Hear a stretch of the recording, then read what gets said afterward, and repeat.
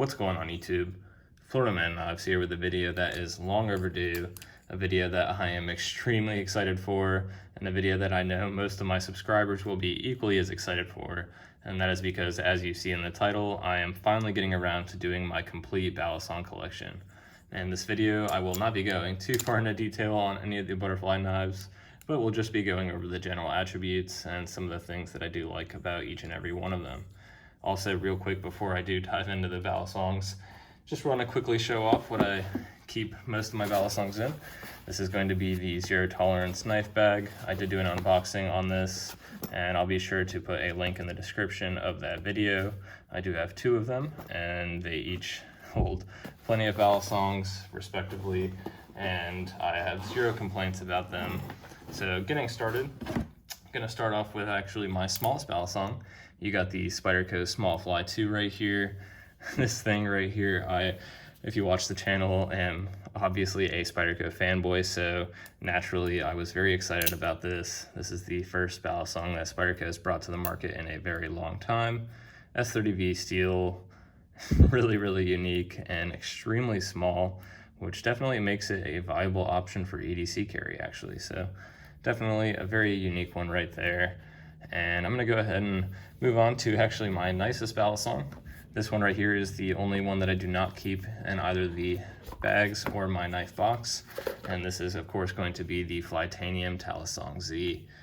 This one right here came with the Bally boot from Flytanium, which I do have a video on, and go check that out if you are curious. But of course this was designed by Eldon Talley, and Flytanium's first Balasong. I just cannot say enough about this knife. I absolutely have come to love the ball bearing construction right here in the pivots. Of course, you got these end pin construction too, but look at this absolutely gorgeous stone washed blade. And I could honestly spend a lot of time talking about this knife. You got really high quality aluminum handles, and as I stated, I could really just continue to ramble about this, so I'm gonna go ahead and move on to the next one now. Getting into the actual bags full of the Balasongs. I'm gonna start off with my favorite Balasong Trainer. I will admit, you've got the Glidr Arctic here, of course. If you are not familiar, this one is in the cotton candy colorway, which I am very pleased with. Although I must admit, I love each and every colorway that is offered by Glidr. Again, really nice aluminum handle construction. This one you can see though does differ because it is a sandwich construction, which will be a constant throughout this video, as opposed to the channel construction on the Talisong. And of course you do have hidden Zen pins, but I really like the pivot bushing system here, as opposed to just phosphorus bronze washers. And you know, I really do appreciate the high quality ball bearings in the Talisong, but man, the pivot bushing systems I have come to be a huge fan of in both the Glidr Arctic and the BBbarfly Pro V3. Just really similar overall as far as the general concept, you know, aluminum handle construction, sandwich designs, end pins. This one though is super unique with this bottle opener that is exclusive to BBbarfly.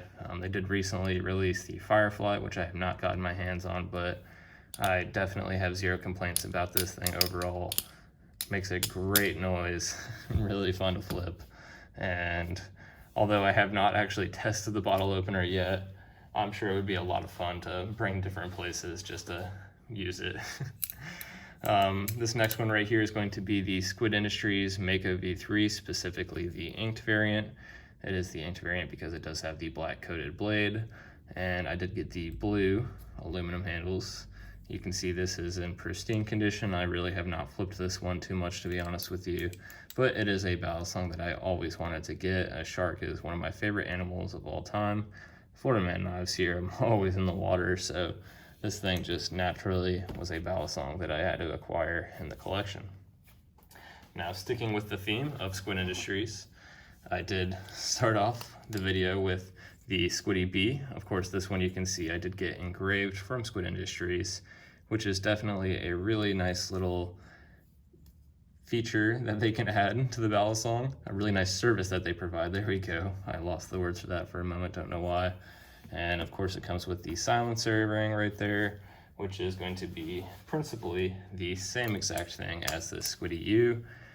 literally the exact same materials, acetal handles. The only difference is this one is of course blue.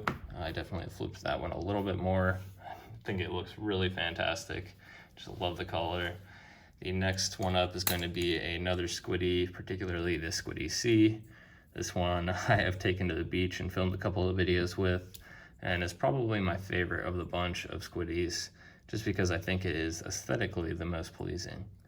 It is also the most lightweight, which I did want to make a note of, but if you're really curious about the comparison between those three and then the OG Squiddy right here, I do have a video up on that.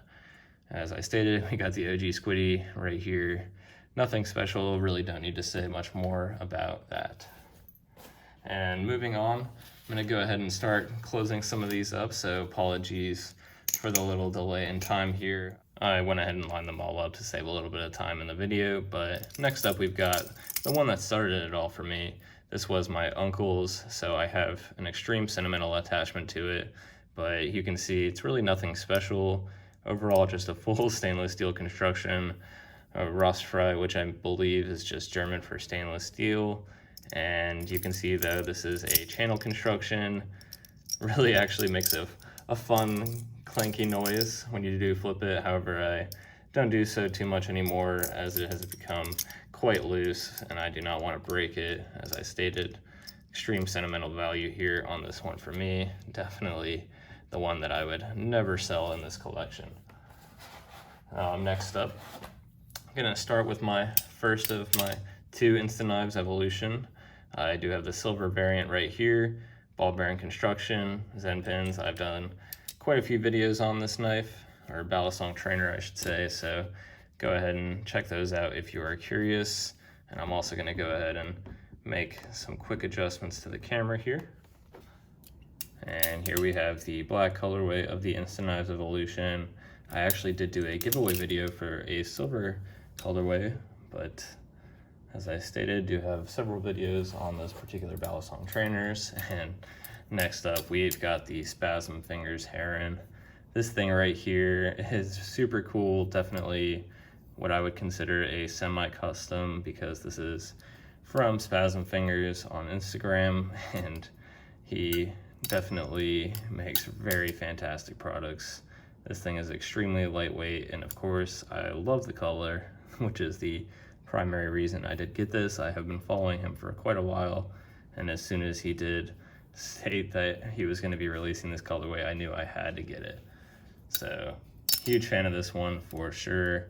Also, what's super cool about it is it actually has these particular bearings, if you will, or spheres that are little weights in the handles that you can interchange. That, you know, he sent different materials that will adjust the weight of this particular Balasong. Just another really cool, neat feature. And next up, we've got one of my few live blades that I do have.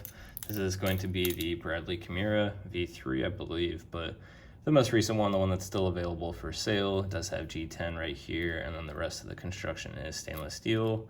This is on bronze washers, as is the Spasmfingers. The InstaKnives evolutions are on ball bearings. And I will admit, this is not one of my favorites, but as far as functionality, it does have a 154 cm blade, which is absolutely razor sharp. Don't know what's on there, but a little bit of residue, I suppose. Just took that off. Yeah, crazy sharp blade. I'm not a huge fan of the latch, but because it is a live blade, I did keep it on there. And moving on, we've got a little bit of a collection here of some Bokers. Gonna start off actually with the live blade. Just figured I'll keep that theme. I really love the shape of this knife. This is D2 steel, and this is just the Boker Plus Balasong, specifically the large variant. This is the one with phosphor bronze washers, not on ball bearings, and just a really, really great Balasong for the price. In my opinion, probably the best live blade Balasong you can get for the price.